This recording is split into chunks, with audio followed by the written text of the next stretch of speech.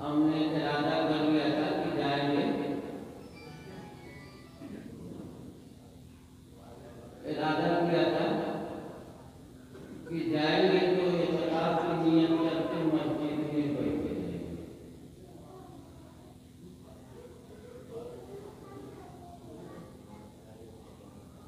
اعتکاف سے اس مجلس کا ایک تعلق ہوتا ہے۔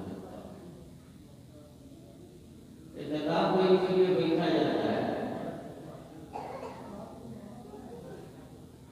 اور اس میں ارادہ یہ ہوتا ہے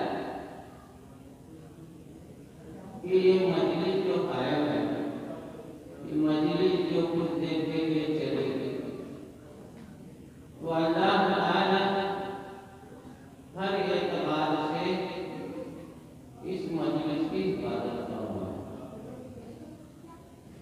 یہ کوئی معمولی بات نہیں ہے، آپ لوگ دھیان دیجیے۔ اسی لیے ہم آئے ہیں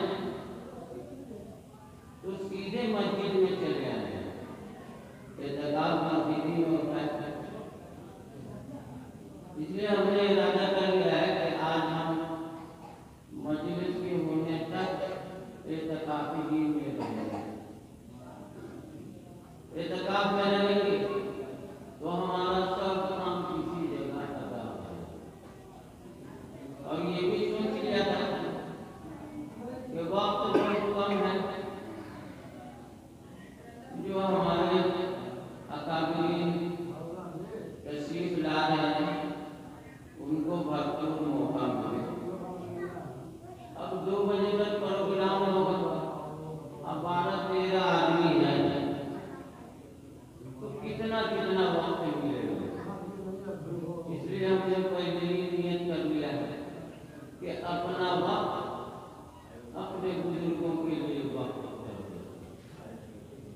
بات سمجھ میں آئی کہ نہیں؟ بات جو سمجھنے کی ہے ان کو ہمارے اکابرین سمجھائیں گے۔ ہم لوگوں کی عادت جو ہے بڑی ضدی تھی۔ اب ایک گاڑی آئی تو ادھر ہی دیکھنا، اب کتنے لوگ تو مجھے کی بات کے چلے معلوم کیا کریں گے۔ ارے خدا کے بندے، مسجد میں اگر کوئی آتا ہے نماز پڑھنے وقت سے پہلے تو سنت پڑھو، نوافل پڑھو، نہیں ہو تو ذکر و اذکار کرو، جو سیدھی بات ہے وہ کہتے ہیں۔ اور اگر ذکر و اذکار نہیں کر سکتے زبان سے تو دل سے کرو، دل سے بھی نہیں کرنا چاہتے ہو تو کاموں سے کرو، مگر دنیا کی باتیں نہیں۔ یہاں پر بات بھی کرتے ہیں، اس کے چلے بھی جاتے ہیں، نگاہ بھی ہو جاتے ہیں۔ یہ ریلوے لائن ہے، ابھی کوئی گاڑی گزرے گی تو سب گزرے گے، لگتا ہے زندگی میں کبھی ریل گاڑی دیکھا ہے۔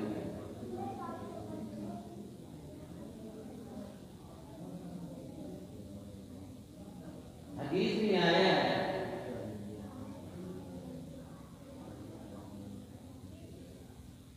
کہ کوئی عالم آئے آپ کے سامنے، آپ سلام نہیں کر سکتے ہیں یا نہیں چاہتے ہیں، ہمت نہیں کرتے، کبھی کبھی ہوتا ہے بزرگوں سے سلام کرنے میں اشارہ کرنے میں ہوتی ہے، تو آپ کی جو نظر ہے جس سے دیکھتے ہیں آپ دنیا کو، اس نظر سے آپ ان کے چہرے کا مشاہدہ نہیں کر سکتے، دیکھ نہیں سکتے۔ دیکھ سکتے ہیں، دیکھ سکنے کے لیے سامنے بیٹھنا ہوگا، اور بغل میں جو بیٹھے گا ان کو دقت ہوگی، اور کتنی گردن پہ ہی کریں گے۔ سامنے بیٹھنا چاہیے، ہم متوجہ ہو کر کے بیٹھنا چاہیے۔ حدیث میں آیا کہ علماء کو دیکھنا حج مقبول، حج اور عمرے کے برابر اجر ملتا ہے۔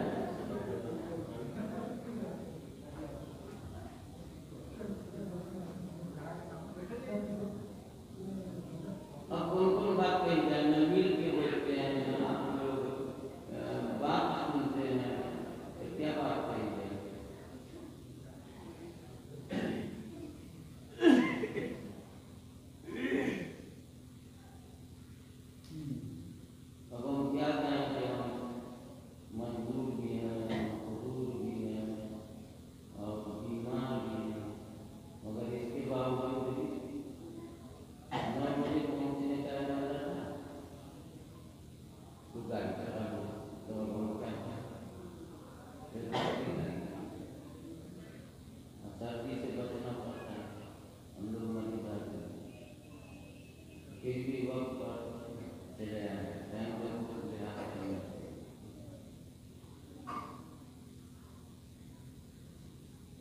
آپ لوگ کچھ تو سیکھیے. کچھ لوگ آتے ہیں تو ہی کرتے ہیں جو تو آپ نہیں کرو بازار میں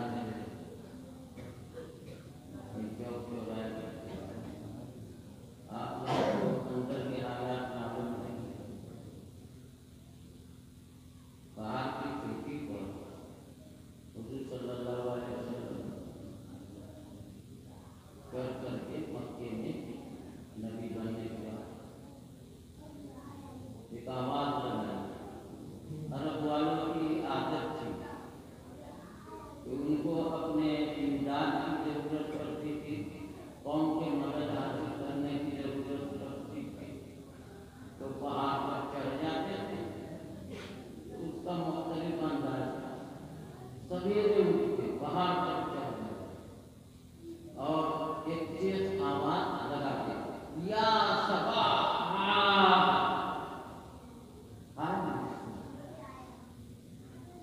ہائے بھائی صبح. ان کو کوئی مصیبت نہیں چلاتے باہر. قریش کے 40 خاندان 40 خاندان کے لوگ آ کر کے جمع. آپ تو نہیں سمجھ نہیں وہ کافر تھے، آپ مسلمان ہیں. جھٹکے میں 40 خاندان میں قریش حضور کا کام ہے. سب کافر سب لوگ جمع ہو.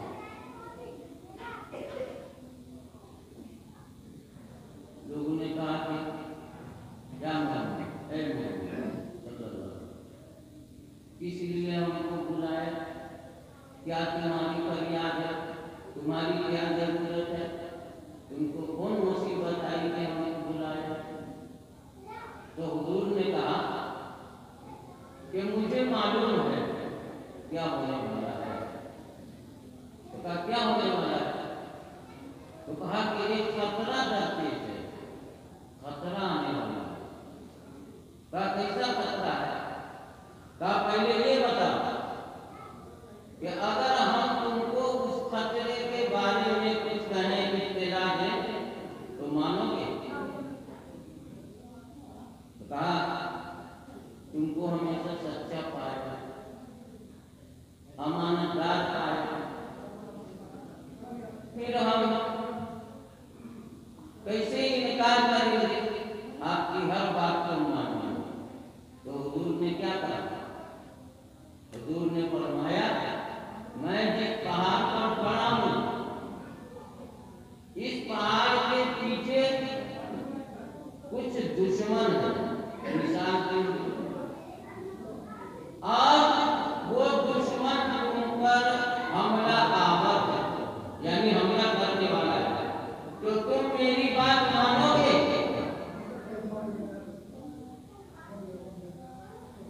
تو حضور صلی اللہ علیہ وسلم نے جب یہ بات کہی تو سارے کافروں نے زمانے جاہلیت کے ہوئے کچھ لوگوں نے کہا کیوں نہیں مانتے؟ تو حضور صلی اللہ علیہ وسلم نے فرمایا یا ایھا الناس اے لوگوں، یا ایھا الناس اے لوگوں، قولوا لا الہ الا اللہ تفلحوا. تم لا الہ الا اللہ کرو، اس دشمن کے لشکر سے تم محفوظ ہو جاؤ.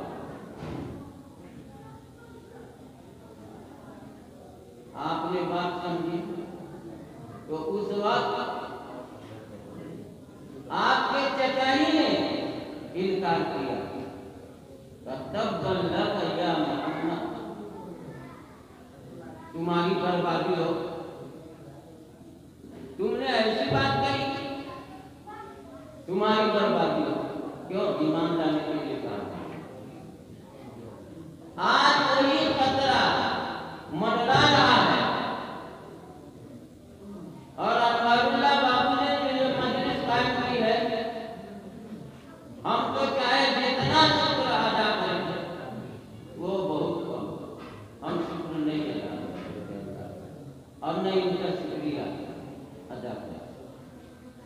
انہیں خطرات سے بچنے کے لیے مولانا نے اس سے پہلے بھی اور آج بھی آپ کو اس دور میں، جس دور میں آپ کی زندگی اور آپ کی آبرو،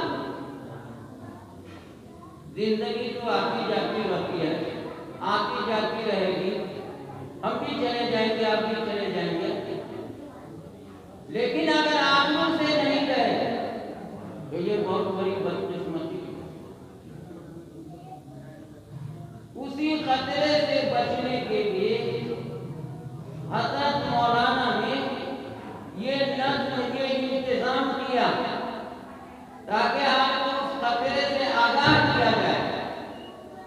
ایک معمولی سی بات ہمارے گھر میں، آپ کے گھر میں، پورے سماج کے گھر میں ایک بیماری عام ہے۔ یہ بات ہم کو اس لیے یاد آ گئی ہے کہ ایک 1.5 ماہ قبل قاری امجد جو ہے مرزا پور مدرسے میں نادر صاحب، انہوں نے ہم سے کہا تھا،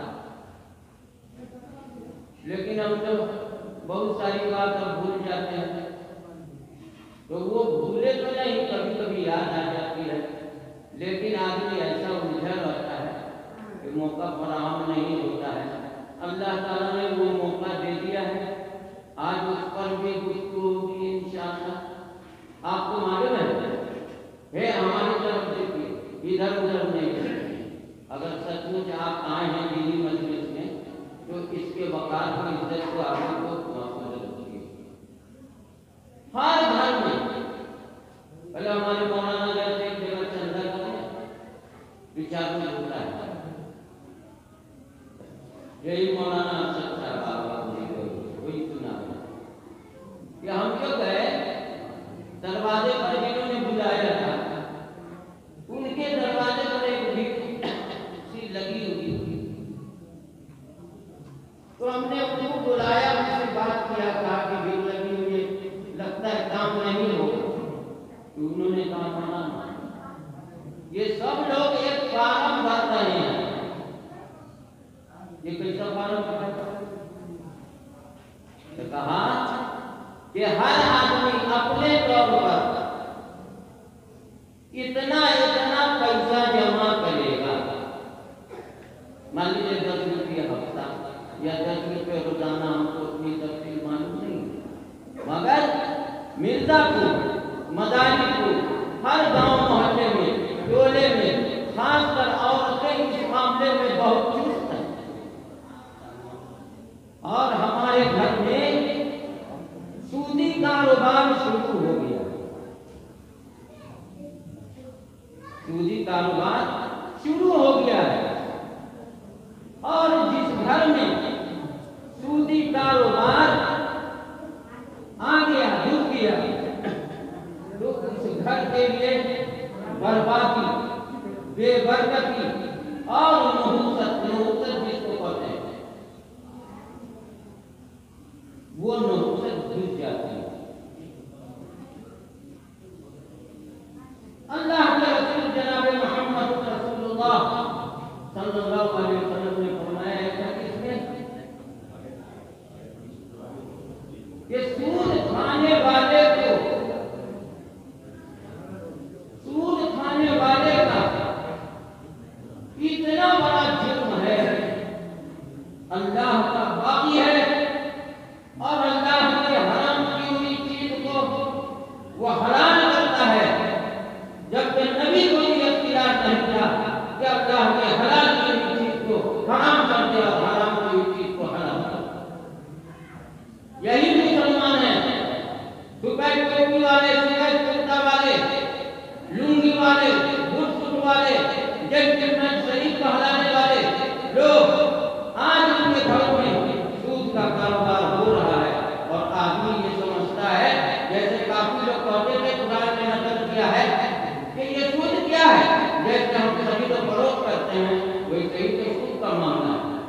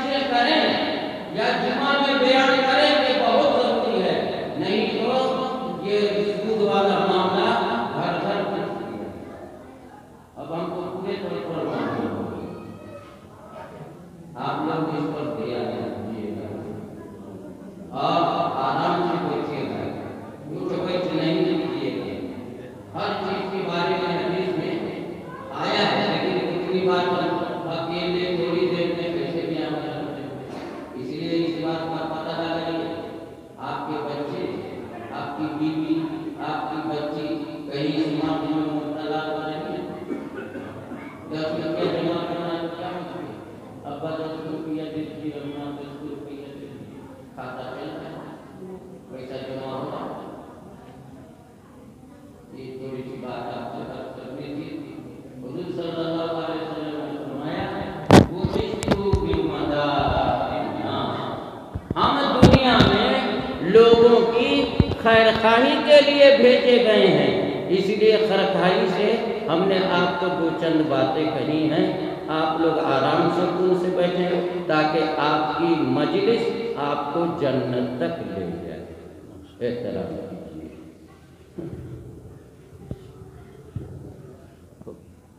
جزاک اللہ